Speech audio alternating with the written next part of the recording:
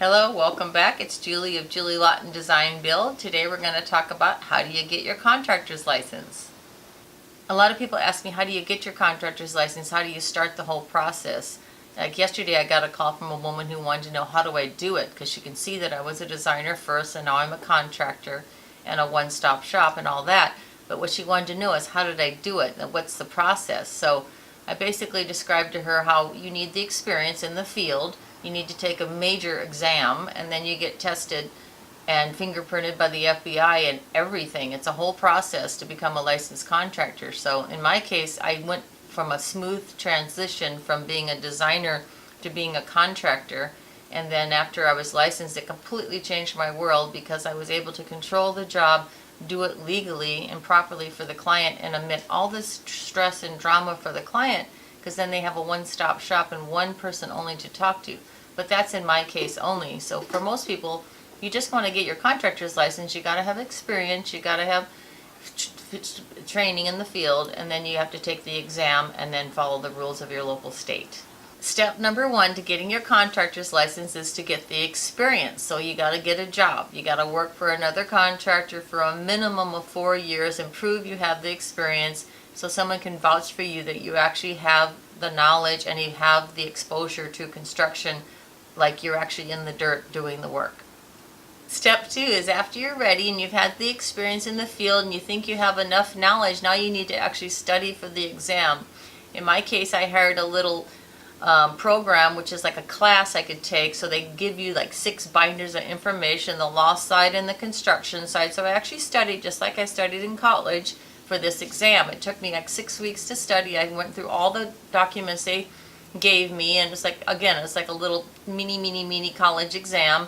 So I studied for the test, and then I showed up and took the test at the local site where the state says you have to go.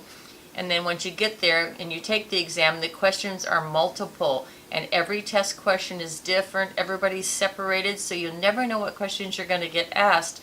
So studying in advance is crucial.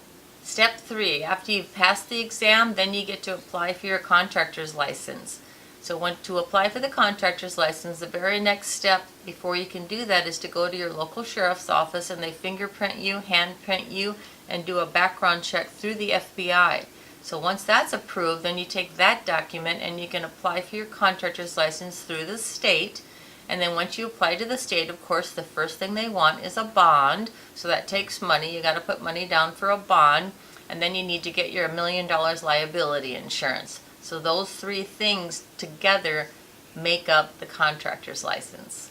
So to get your contractor's license, there's time involved and cost involved. In my case, it took about 6 months because I, studied ahead of time. I paid for the class, and I then, paid to take the test. And then after you take the test, you got to pay for your license, your bond, and your liability. So all this added together was well over $3,000 in cost and fees, and 6 months of time and, your time in advance before you even get the license done. The benefits of getting your contractor's license is that now you're legal and you can actually work legally and help people through the construction progress and map out your future in this business. To be licensed is a beautiful thing. It's a wonderful experience to be a contractor and be involved in the process of design, build, and helping people. My best advice for anyone thinking about getting the contractor's license is get the experience first. See if you like it, see if you enjoy construction. Because being a licensed contractor is a wonderful thing, but to prepare for it takes time. To actually do it legally takes a lot of work. There's a lot of paperwork. There's a huge responsibility. I enjoy it, so I don't consider it, any burden on me whatsoever, but it is a huge responsibility. So if you're going to get into it, congratulations. Because if you don't get licensed and you don't do it legally, the recourse for that is not good.